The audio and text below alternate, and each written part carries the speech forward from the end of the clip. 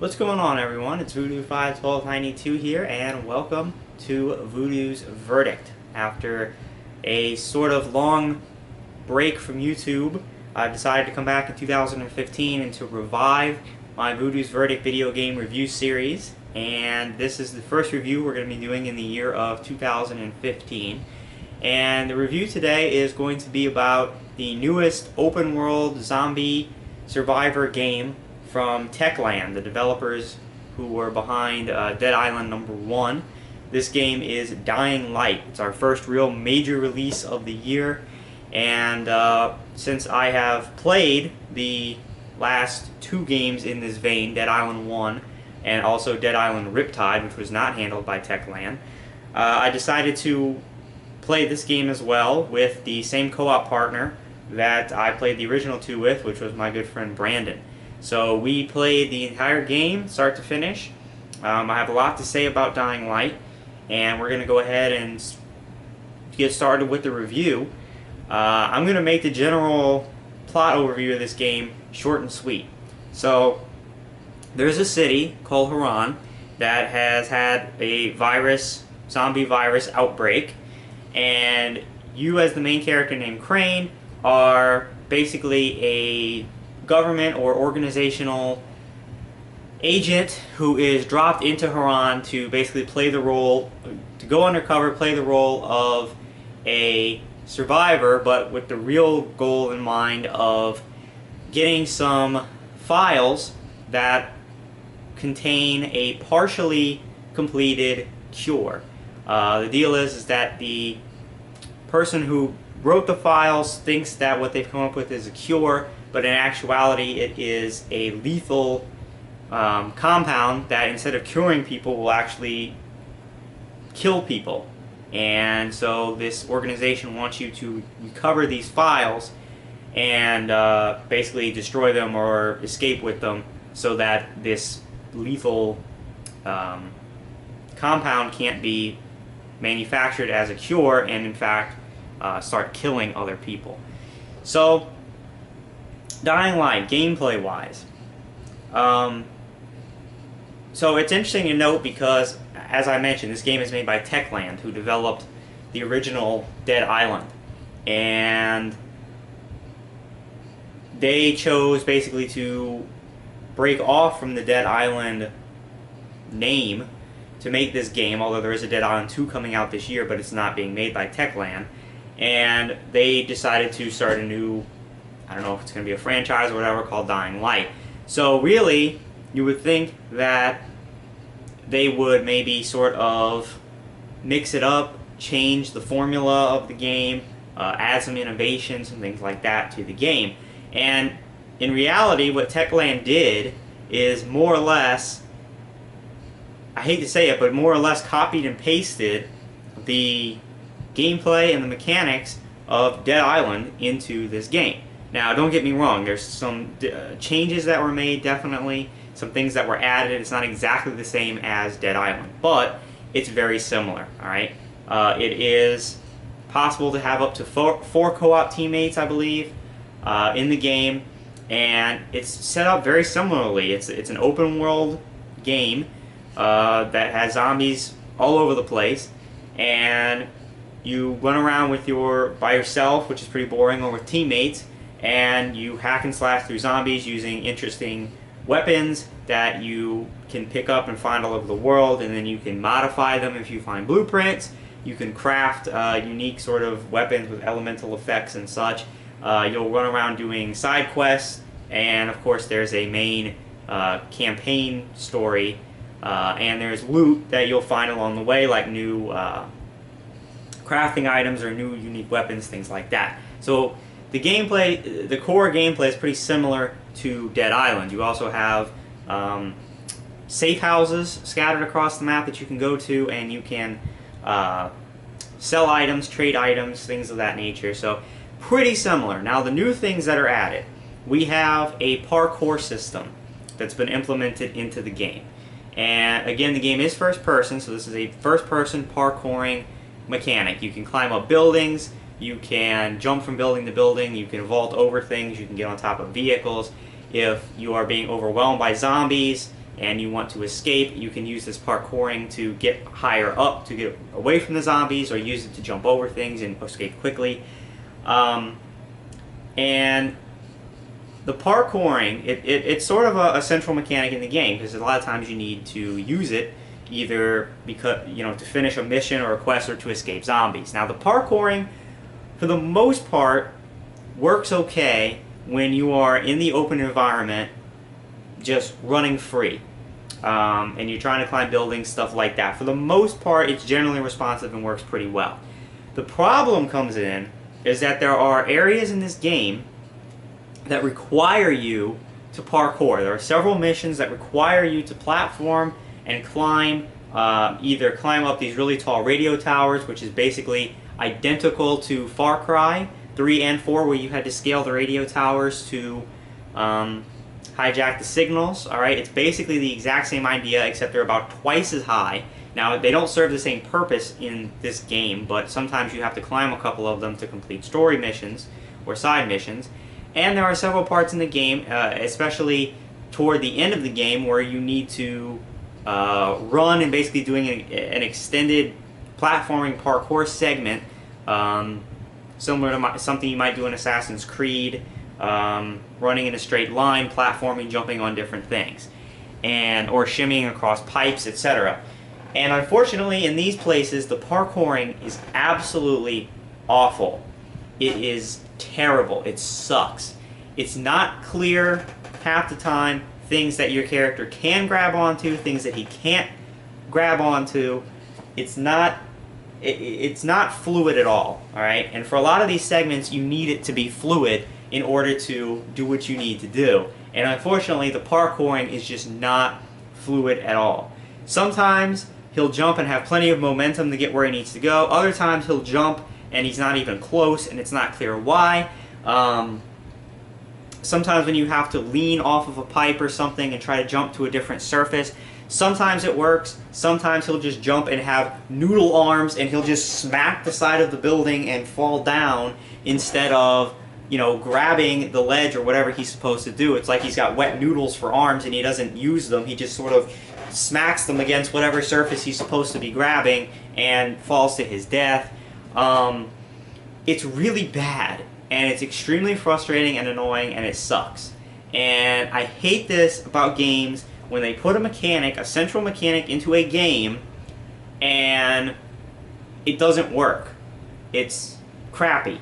Now, if they had not had these mandatory platforming segments in the game, I really wouldn't have a problem with the parkouring. It is pretty cool, pretty useful, and like I said, generally when you're just free roaming, it's okay. Except for the parts that, and this happens quite often, where you'll be, running and jumping and parkouring and all this stuff, and then you'll go to jump over a ledge, and you have no idea about this, but you'll jump over a ledge, and what you're really doing is jumping off of a fucking cliff. Now, you would think maybe in a next-gen game, we talk about games being next-gen, sort of smarter, more intelligent AI, adaptable AI, you would think that maybe if you're about to vault over a ledge or something, your character might do a vaulting animation and then sort of stop himself and hold on and maybe say something like, hey, whoa, I don't want to jump over this, and climb himself back up, instead of just allowing your character to just vault freely, willy-nilly over the ledge to his death. And there's really no way you can the map is completely useless, the mini-map, when it comes to whether you're jumping off of a ledge or not, and it's really, really annoying when you're trying to free run and have this smooth parkour experience, and you jump to your death off of whatever it is that you're jumping. You'll fall to your death a lot using the parkouring. It's really annoying, and it just doesn't work very well, okay? Now, I've heard a lot of people saying that they enjoy the story of Dying Light far more than they did Dead Island. I don't understand where those people are coming from unless their standards and stories and games has really fallen off the map. In my personal opinion, the story of Dying Light is boring as hell. It's not any more interesting than the stories in Dead Island, and in fact, I actually enjoyed it less because at least in Dead Island they had there was a general sort of silly tone to the game. All right, they the game was supposed to be a fun thing to play. It really wasn't supposed to be taken ultra seriously. There was funny moments that happened in the course of the game. It had sort of this campiness to it. The characters had their own sort of personalities that were funny and unique and made you laugh occasionally. But this game tries to take itself seriously. Alright, so Techland obviously wanted to go in a more serious direction with their zombie game, so there's really not that much humor in the game. But the story is just completely bland. It's not interesting. Brandon and I stopped paying attention to the story about an hour into the game because we didn't care. It was boring. The characters are generic and boring. There's zero complexity in any of the characters.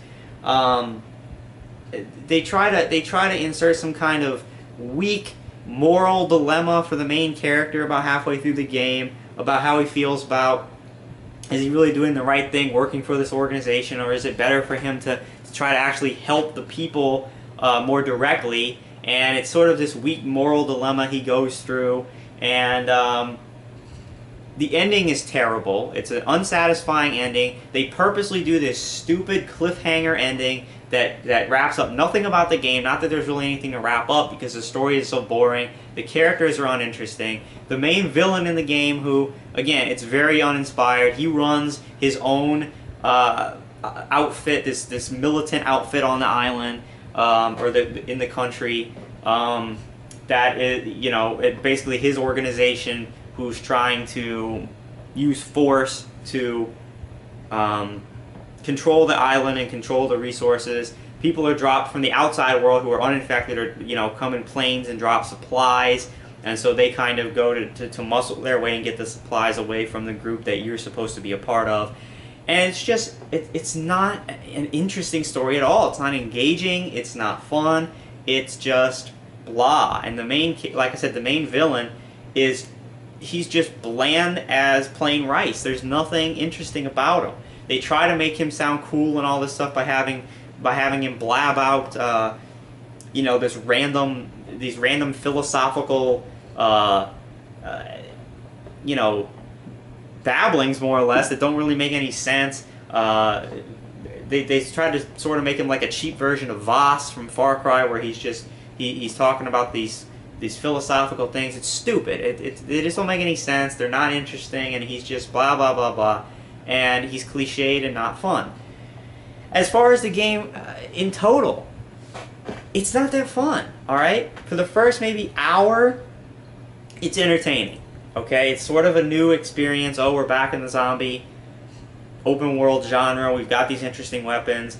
One of the things I forgot to mention, which is a big part of the newness that they try to insert into the game, is we now have day-night cycles, where during the day you've got your normal zombies, and you can go about your business as usual, doing your quests, etc. But once it turns night, all of a sudden the zombies start basically hunting you. There are tougher zombies that come out at night.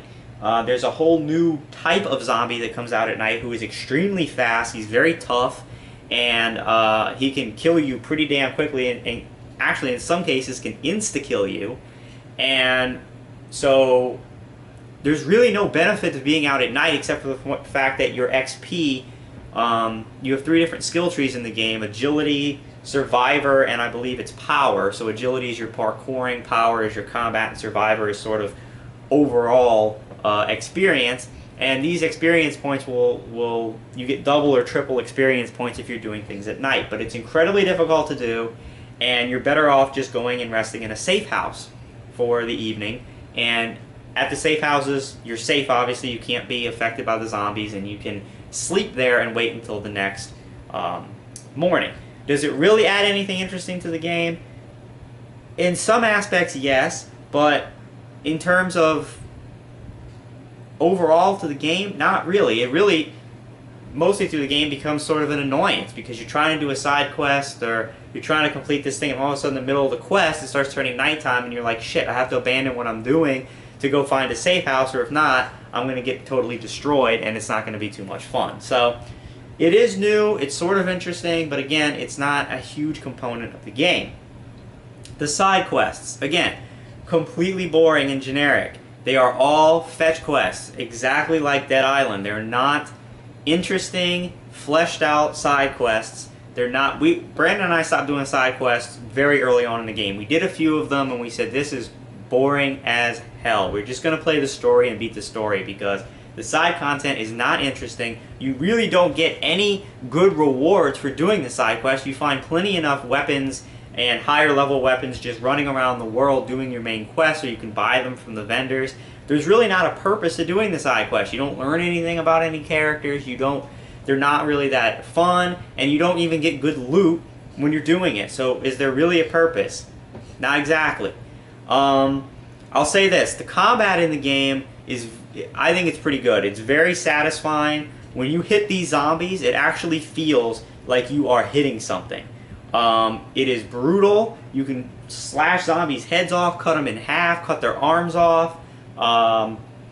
And like I said, when you hit them, it feels like you're hitting something in the game. It's not like these games where it's like you're hitting, you're just wishing through a cloud, you know, with your arm, and there's no sense of impact. There's no sense of actually hitting something when you do. This game is not that way. It's brutal. It's fun as hell to cut off a zombie's head, or, you know, it's all about body damage. So yeah, if you want to hack off an arm, you go and hit the arm and it'll fall off. You can cut their legs out from under them.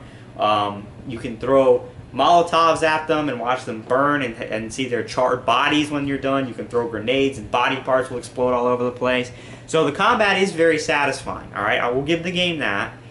And again, some of the weapon types are sort of interesting, although I found that there doesn't seem to be as many weapon types as in Dead Island. They're not as creative, they're not as inventive, they're sort of plain, they're you know, typical fire, electricity, bleeding effect, toxic effect, that kind of thing. Dead Island had some crazy weapons. You could put like a saw blade on a freaking baseball bat and go to town. You could do all kinds of crazy stuff in Dead Island, and I really enjoyed that. You know, all the crazy different crafting and things. It's not that in-depth and fun, I feel, in Dying Light. I feel it's more plain. So, another thing about the story I forgot. If you remember in Dead Island, there were 4 unique characters in Dead Island that all had their own stories, and they were supposed to be a survivor group. So if you had 4 people in co-op, you could, you would each be a different, you could be the same character, but you could also be different characters. The game provided you that option. And they were each specialists in different weapon areas. In Dying Light, I played a 2-player co-op, so I don't know about 4, but in a 2-player co-op, basically you just get a doppelganger of yourself. There's 2 identical versions of you. There's no choice in characters. There's only one character. He's not a specialist in anything. He's just the generic character of the game. And when people join you in co-op, they're just twins or triplets of the same character. There's not unique different characters. It makes absolutely no sense in the context of the game, because whenever there's a cutscene, whenever you just fuse into one person, and it really makes no sense. They didn't even put any effort into the co-op to have it make any sense. At least in Dead Island it made sense. If people were different characters, it makes perfect sense. But in this game it doesn't even make sense. You just get a twin of yourself, even though the story's written so that there's only supposed to be one of you. And you could have, I assume, up to 4 of you of the exact same person running around the island doing different things. The same 4 generic cardboard protagonists that no one cares about. So that was really disappointing. And overall, it's just, it was a disappointing game. It just wasn't new enough. It wasn't interesting enough. The story wasn't good. The characters weren't good. They were cardboard. And the gameplay, yes, the combat and all is satisfying, but this is the 3rd time now we've had this exact style of gameplay. The gameplay can no longer support the rest of the game. In the first Dead Island, it was a unique thing. It was, the game could survive on the combat system because it was unique and interesting and new. It can't now in the 3rd game. In the 3rd iteration, I should say, of this style of game. What we really need right now, the formula is there. It has been since Dead Island 1. What we need now is sort of like a Fallout or a Elder Scrolls version of these types of games. For instance, if like a Bethesda made this type of game, that's what we need. We need a much bigger world, for one. We need a good story, interesting characters. We need side quests that are long, interesting, and give you cool loot. and a reason for doing the side content, getting good weapons, unique weapons. We need these long arcing story quests that are, these long arcing side quests that have unique and interesting characters. They're fun to do. The story needs to be fun and entertaining. The characters need to be better. It needs to be a full-out RPG at this point, like a Fallout or a Dragon Age or a Mass Effect, or name any of these fantastic, huge-scale RPGs. That's what we need now for these zombie games. They're getting boring, and they're just getting uninteresting. We need a game that is going to take the genre and the type of game seriously and make it a true RPG with all these interesting elements added into the game. Because that type of a game would be freaking amazing, especially in co-op, to play through these huge arcing stories, this huge open world that has fast traveling, and we have all these different types of zombies and really cool and interesting unique weapons and different factions, choices maybe we could make during the course of the game that would change our outcome. We need a full-fledged RPG at this point. That's the next step that these types of games have to take. So for Dying Light, my score for Dying Light is a 6.5. It's a disappointment for me. Is the game garbage? Of course it's not garbage. There is fun to be had here, mainly in co-op. I would not recommend this game again to play in single player, just like I didn't recommend it for, even though the story's written for it, the gameplay is not as fun. And honestly, you know, if you're a huge fan of the Dead Island franchise and you love those type of games, you'll probably enjoy Dying Light. But if you're looking for newness, if you're looking for innovation, if you're looking for a different, the next step being taken in these style of games, you're not going to find it in Dying Light. If anything, I think it's actually sort of a step back or just a step to the side. It's not anything of a step forward. It's sort of generic, bland, not that interesting, not that creative. Mechanics like the parkour really aren't very good for the most part in the game. And you know, unless you're free running, but you run the risk of jumping off something and killing yourself repeatedly. And it's just overall sort of blah. It's disappointing, and in the future I want to see more. I want to see more effort being put into these games. I want to see a full-fledged RPG style game like this. That's what we need. But this game, it's just not that great. There's bugs in it as well. Not as bad as Dead Island, but it's buggy. The game runs at maximum 30 frames a second. Lots of times it'll drop below that if there's a lot going on the screen. The frame rate will drop. And overall, the parkour and the day-night cycle are not enough innovation into the game to make it a fantastic game. So it's a 6.5 from me. Would have liked to see more, and you know, hopefully in the future we will get to experience a little bit more. Alright, so thank you for watching my first Voodoo's Verdict of 2015 for Dying Light. I hope you enjoyed it, and I hope you'll join me for the rest of the year as we continue to review games. Thanks, and see you later.